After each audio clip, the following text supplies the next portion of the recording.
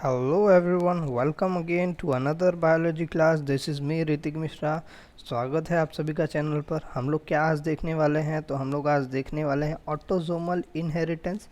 ये एक चैप्टर का नाम क्या है, तो चैप्टर का नाम है क्लास 12 के इनहेरिटेंस एंड वेरिएशन. ये वाला चैप्टर है जिसको हम लोग ने पहले स्टार्ट किया था और आज अराउंड 7-8 वीडियोस उसके ऑलरेडी अपलोडेड कर चुके हैं. अब आने वाले 2-3 लेक्चर में चैप्टर कंप्लीट कर लेंगे, फिर क्वेश्चंस वगैरह भी सॉल्व कर लेंगे. ठीक है, तो आज हम लोग ये टॉपिक स्टार्ट करते हैं जो इंटरेस्टिंग है और थोड़ा इम्पॉर्टेंट भी है. ऑटोसोमल इनहेरिटेंस बोल रहे हैं. ठीक है, ब्रेक करते इनहेरिटेंस, ये वर्ड्स को मतलब पता ही है, एक जनरेशन से दूसरे जनरेशन में कैरेक्टर्स पास कर रहे हैं हम लोग. ऑटोसोमल मतलब क्या, तो हमारे पास दो टाइप के क्रोमोसोम होते हैं, मैंने पहले भी डिस्कस किया है. एक होता है ऑटोसोम और एक होता है एलोसोम, मतलब सेक्स क्रोमोसोम और ऑटोसोम. और अगर ऑटोसोम के बारे में थोड़ा और बता दूं तो ऑटोसोम मतलब सोमैटिक सेल के बीच में होता है, मतलब ऐसा क्रोमोसोम जो सोमैटिक सेल्स में है, मेरे पूरे बॉडी में है. और एलोसोम मतलब सेक्स क्रोमोसोम की बात कर रहे हैं. ठीक है, तो बेसिकली हम लोग आज बात करने वाले हैं सोमैटिक सेल्स के अंदर क्रोमोसोम के बारे में. ठीक है, आगे बढ़ते चलते हैं. Human somatic cell that is diploid है, क्योंकि हम लोग को पता है 23 पेयर ऑफ क्रोमोसोम होते हैं टोटल, जिसमें से 22 पेयर क्या होते हैं, ऑटोसोम होते हैं. ध्यान से सुनो, अभी मैंने एक्सप्लेन किया ना, तो 22 पेयर क्या हो गए, ऑटोसोम हो गए, ये यहाँ पर लिखा हुआ है. और एक पेयर जो होता है वो सेक्स क्रोमोसोम होता है. समझ में आ रहा है क्या, तो ये बहुत बेसिक चीज़ें याद रखनी है. तो ये अगर जो इनहेरिटेंस ऑटोसोम की वजह से रहता है, ऑटोसोमल इनहेरिटेंस है. ठीक है, सेक्स लिंक है क्या, बिल्कुल नहीं है ये. ठीक है, नेक्स्ट पेज पे आ जाते हैं हम लोग. क्या एक्सप्लेनेशन है यहाँ पर, बहुत आराम से, कोई टेंशन नहीं है, ऐसा एकदम डिटेल समझते जाएंगे, सारे एमसीक्यू का सॉल्यूशन मिलता जाएगा आप लोगों को. Some character are influenced by dominant gene while some other by recessive gene. सबको पता है कि कुछ जगह डोमिनेंट है, कुछ जगह रेसेसिव. पुराने लेक्चर में मैंने एक्सप्लेन भी किया है. ऑटोसोमल डोमिनेंट ट्रेट लाइक, अब ध्यान से सुनो, ऑटोसोमल डोमिनेंट है मतलब उसको डोमिनेंट ट्रेट रूल कर रहा है, मतलब कैपिटल टी स्मॉल टी में capital T is going to rule in any case. समझ में आ रहा है क्या, तो ये बेसिक याद रखना है आपको कि क्या क्या बोला मैंने, क्या बोला, autosomal dominant trait like window speak है ऑटोसोमल डोमिनेंस, और हंटिंगटन्स डिजीज़ है. ठीक है, तो ये बेसिक याद रखना है आपको. अभी क्या है वो दोनों अभी हम लोग समझेंगे. और ये भी अच्छे से समझ लो कि ऑटोसोमल डोमिनेंट के क्या एग्जांपल है, वो एग्जाम में पूछता है. ऑटोसोमल रेसेसिव के क्या एग्जांपल है, तो ऑटोसोमल रेसेसिव के एग्जांपल है PKU, that is phenylketonuria, cystic fibrosis, sickle cell anaemia. धीरे धीरे हम लोग सब समझते हैं. स्टार्ट करते हैं ऑटोसोमल डोमिनेंट से. जो ऑटोसोमल डोमिनेंट का पहला टॉपिक है विडो स्पीक, जो यहाँ पर हम लोग देख सकते हैं. ठीक है, विडो स्पीक होता क्या है, ये डायग्राम में देख सकते हैं हम लोग. ये देखो, इसका हेयर लाइन देख सकते हैं आप लोग. यहाँ पर फिर से बताता हूँ मैं, ऐसा वी जैसा स्ट्रक्चर बन रहा है और ये पूरा सा कर्व बन रहा है. तो ये इसमें वी बन रहा है, इसमें पूरा कर्व बन रहा है. तो ये याद रखो, this is what window speak about. तो यहाँ पर फिर से रीड करते हैं. प्रोमिनेंट वी शेप हेयरलाइन जो आ रहा है on the forehead is described as widow peak. और विडोपिक क्या है, ऑटोसोमल डोमिनेंट है. Keep this in mind. ठीक है, it is autosomal dominant. Widow's peak occurs in homozygous. जब डब्ल्यू दोनों कैपिटल आएगा तब आएगा, और डब्ल्यू और स्मॉल डब्ल्यू आएगा फिर भी आएगा, क्योंकि ये डोमिनेंट है. समझ में आ रहा है. अगर ये रेसेसिव होता तो ये वाले केस में डब्ल्यू और स्मॉल डब्ल्यू में नहीं आता. समझ में आ रहे हो क्या, तो ये इन एनी केस अगर एक भी जीन आ गया, एक भी मतलब पैर आ गया, पैर में से एक भी सिंगल एलील आ गया, तो आपको पक्का पक्का विडोस्पिक दिखेगा. Individual with no homozygous recessive small W होगा ना, तभी स्ट्रेट हेयरलाइन आएगा. तो ये याद रखने वाली बात है. ये वाले केस में ही, this is the only case जहाँ पर हेयरलाइन स्ट्रेट होगा, और ये वाले केस में और ये वाले केस में हेयरलाइन हमेशा क्या होगा, विडोस्पिक होगा. ठीक है, both male and female have equal chance of inheritance, तो कोई भेदभाव नहीं है. ठीक है, अब फिनाइल कीटोन्यूरिया देखते हैं. पहले तो ये समझ लेते हैं फिनाइल कीटोन्यूरिया अब भी कहाँ पढ़ा हमने, फिनाइल कीटोन्यूरिया यहाँ पर देखो पढ़ा हमने, जो ऑटोसोमल रेसेसिव था. तो एक ऑटोसोमल डोमिनेंट का एग्जांपल देख लिया. अब देख लेते हैं ऑटोसोमल रेसेसिव का एग्जांपल, जिसको बोल रहा है फिनाइल कीटोन्यूरिया. अब ऑटोसोमल रेसेसिव बोल दिया तो एग्जैक्ट ऑपोजिट है. लेट से ऐसा मैं समझता हूँ. लेट से फॉर एग्जांपल डब्ल्यू का ही कंसिडर लेता हूँ. अगर डब्ल्यू दोनों कैपिटल हुआ तब तो पक्का दिखेगा। लेकिन अगर एक W कैपिटल है और दूसरा W स्मॉल है तो फिर इस केस में ये एक्सप्रेस नहीं होगा, क्योंकि ये क्या है, रिसेसिव जीन है, समझ रहा है। और अगर W दोनों स्मॉल है तो भी एक्सप्रेस होगा, समझ रहा है क्या पॉइंट। तो ऐसा बेसिक कंसेप्ट याद रखना है कि ये लास्ट के 2 एक्सप्रेशन में से सिर्फ ये वाला एक्सप्रेशन में आ रहा है, ठीक है। हम लोग कंटिन्यू करते हैं, टेक्स्ट बुक का लाइन कंप्लीट कर लेते हैं आराम से। इट इज़ एन, एक सेकेंड, हाँ, let me rub this, yes, it is inborn metabolic disorder, बहुत इंपॉर्टेंट एमसीक्यू है, पैदा होने के बाद से आ रहा है। रेसेसिव, देखो ध्यान से, recessive autosomal this when recessive gene are present in homozygous condition, मतलब होमोजाइगस पता है ना, कैपिटल स्मॉल डू या कैपिटल डब्ल्यू कैपिटल डब्ल्यू दोनों सेम है। तो फिनाइल, अब ध्यान से सुनो, आगे देखते चलते, फिनाइलाइन हाइड्रोक्सिलेस एंजाइम, ये एक एंजाइम है, ये नहीं प्रोड्यूस होता है अगर ये सेम कंडीशन हुआ, अगर होमोजाइगस हुआ तो। Enzyme is essential for conversion of amino acid phenylalanine into tyrosine, मतलब फिनाइलनाइन जो है ये वाले अमाइनो एसिड को ट्रायोसिन में कन्वर्ट करने के लिए बहुत ज़रूरी है ये वाला एंजाइम। तो मेक दिस पॉइंट, फिनाइलनाइन को, मतलब मैं फिर से बताता हूँ, ये वाले को ये वाले में कन्वर्ट करने के लिए ये वाला एंजाइम रिक्वायर्ड है, समझ रहे हैं ना, फिनाइलनाइन हाइड्रोक्सिलेस। ड्यू टू एब्सेंस, अब जब ये एंजाइम एब्सेंट हो जाएगा तो ये कन्वर्जन हो पाएगा क्या, ट्रायोसिन में नहीं, तो ट्रायोसिन मेरे बॉडी में आ पाएगा क्या, बिल्कुल नहीं, ठीक है। नेक्स्ट देखते हैं, colour eye change, hence phenylalanine and its derivative are accumulated. अब जब कन्वर्जन ही नहीं हो रहा है, ट्रायोसिन बन ही नहीं पा रहा है, तो फिनाइलनाइन बन के रुका रहेगा, जमा होता जाएगा। और कहाँ जाके जमा होगा, ब्लड में होगा। और CSF मतलब सेरेब्रोस्पाइनल फ्लूइड है, हमारे क्रेनियम मतलब स्कल के अंदर जो क्रेनियम होता है, आने वाले चैप्टर में हम लोग पढ़ेंगे, क्रेनियम और ब्रेन के बीच में CSF ब्लड होता है, समझ, CSF फ्लूइड है जो हमको नरिशमेंट वगैरह ब्रेन को प्रोवाइड करता है, हम लोग डिटेल आगे देखेंगे। और उसके पास जब ये एक्यूमुलेट हो जाएगा तो ऑब्वियसली बात है ब्रेन को इफेक्ट करेगा, मेंटल रिटार्डेशन कर देगा, दिमाग कमज़ोर हो जाएगा। एक्सेस फिनाइल एलानाइन क्या करेगा, एक्सक्रीट होगा यूरिन में, क्योंकि ब्लड में ज़्यादा है तो यूरिन में भी निकलेगा ही, बहुत बेसिक एक्सक्रीशन जो लास्ट ईयर पढ़ा आप लोग ने, क्योंकि कोई भी चीज़ ज़्यादा होती है तो एक्सक्रीट होती ही है, ठीक है। There is disease called phenylketonuria, ये डिजीज़ हो जाएगा। तो रफली समझ गया आप लोगों को, फिर से अगर मैं बता दूँ इसको रब करके थोड़ा सा, तो ये बहुत बेसिकली देखेंगे तो ये सबसे पहले तो इनबॉर्न डिजीज़ था, रेसेसिव ऑटोसोमल रेसेसिव था। करता क्या था, तो ये एक एंजाइम लेके आता था। एंजाइम तब आएगा जब होमोजाइगस कंडीशन नहीं होगा, हेटेरोजाइगस कंडीशन होगा। और वो एंजाइम क्या करता था, कन्वर्जन करता था फिनाइल एलानाइन को ट्रायोसिन में। लेकिन जब एंजाइम आएगा ही नहीं तो फिनाइल एलानाइन का एक्यूमुलेशन हो जाएगा बहुत सारा। कहाँ पर एक्यूमुलेशन होगा, CSF में होगा और ब्लड में होगा, जिसकी वजह से क्या क्या होगा, ब्रेन डैमेज होगा, मेंटल रिटार्डेशन होगा और यूरिन के अंदर फिनाइल एलानाइन मिलेगा। तो ये डिसऑर्डर भी समझ गया। तो आपको कुछ बेसिक चीज़ें जो हमेशा याद रखनी हो मैंने डिस्कस कर ली। नेक्स्ट देखते हैं, ऊपर पॉइंट में जो एक्सप्लेनेशन है क्या है यहाँ पर, autosomal recessive trait appear both sexes in equal frequency, this trait tends to skip generation. सीधी सी बात है, स्किप जनरेशन, इसका मतलब क्या, कभी हो सकता है वो लोग एक्सप्रेस ही ना हो, लेकिन हो सकता है आने वाले जनरेशन में वो लोग एक्सप्रेस हो जाए, तो हर जनरेशन में एक्सप्रेस होने का काम नहीं, ठीक है। नेक्स्ट टॉपिक है अपना, जिसको मैं बोलता हूँ sex link inheritance. But before moving on to that I would take this X link colour blindness और ये सारे क्रॉस वाला जो वीडियो है ये अगले वीडियो में मैं एक्सप्लेन करूँगा, ये बहुत इंटरेस्टिंग क्रॉस जो भी है। आज हम लोग अभी इस वीडियो में कंटिन्यू करते हैं, सेक्स डिटर्मिनेशन कंप्लीट कर लेते हैं, सो दैट एक वीडियो में मेरा चैप्टर कंप्लीट हो जाएगा, ठीक है। तो आ जाते हैं सेक्स डिटर्मिनेशन पे, बहुत बेसिक है, बचपन से पढ़ते आ रहे सेक्स डिटर्मिनेशन। ह्यूमन का तो पता ही है, कैपिटल S कैपिटल है, XY और XX ह्यूमन का जो पता है। तो यहाँ देखो, mechanism in which sex established, sex determination हो गया है।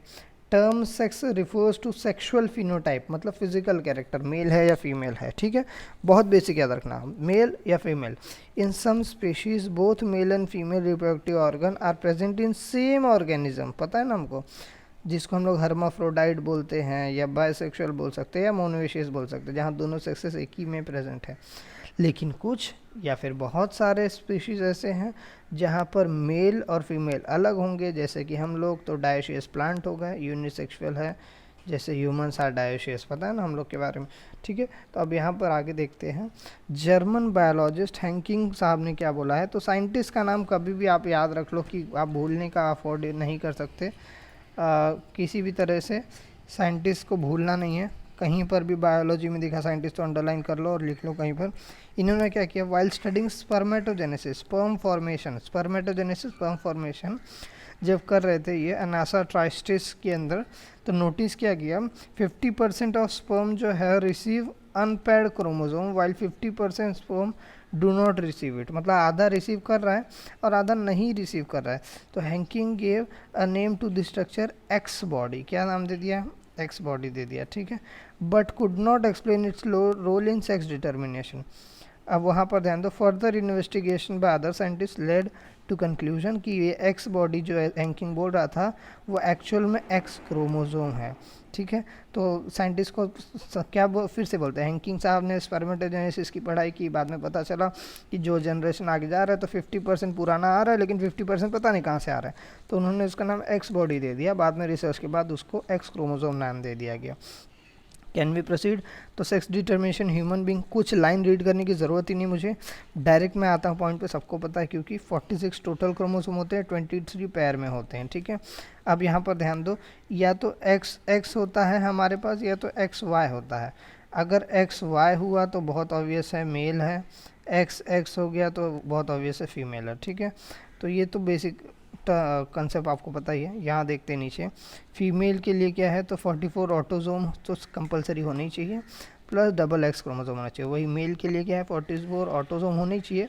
ये तो डिफरेंस बेसिक क्या है, डबल एक्स और एक्स वाई, इन केस जिसको अगर पता नहीं है तो, ठीक है। और बाकी चीज़ें तो आपको पता ही हैं। तो ह्यूमन के केस में यू कैन रीड आउट, और बाकी रिप्रोडक्शन वाले कंसेप्ट में तो मैं बता ही दूंगा। बस यहाँ पर ये वाला पैराग्राफ रीड कर लेते हैं सो दैट कुछ मिनट ना हो जाए, कि यहाँ पर sex of a child depend on a type of sperm. बहुत बचपन से मैंने पढ़ रहा हूँ, मतलब 7th 8th 9th 10th से ही पढ़ा रहे हैं मुझे तो, और आप लोगों ने भी पढ़ा होगा। ये बहुत ज़रूरी बात भी है कि सेक्स ऑफ चाइल्ड मतलब बच्चा मेल होगा या फीमेल होगा, ये डिसाइड कौन करता है, तो ये स्पर्म फर्टिलाइज कौन करता है, डिसाइड करता है।